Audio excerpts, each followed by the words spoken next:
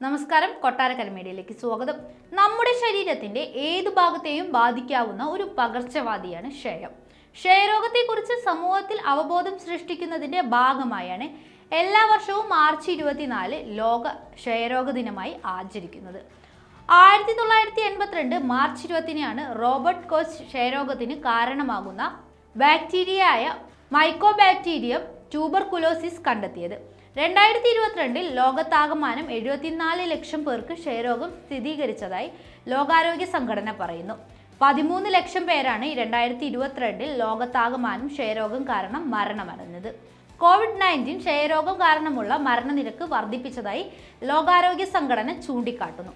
കോവിഡിന് മുൻപുള്ള കണക്കുകളെ അപേക്ഷിച്ച് 2020-നും 2022-നും ഇടയിൽ 60,000 പേർ അധികമായി ഇന്ത്യയിൽ ക്ഷയരോഗ കാരണം മരണപ്പെട്ടിട്ടുണ്ട്.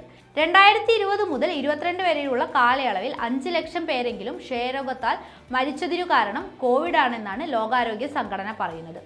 COVID-19 കഴിഞ്ഞാൽ രണ്ടാമത്തെ പകർച്ചവ്യാധിയായി ക്ഷയരോഗത്തെയാണ് കാണുന്നത്. പൂർണ്ണമായും ഭേദപ്പെടുത്താനും പ്രതിരോധത്തിനും കഴിയുന്ന ഒരു രോഗമാണ് ക്ഷയം.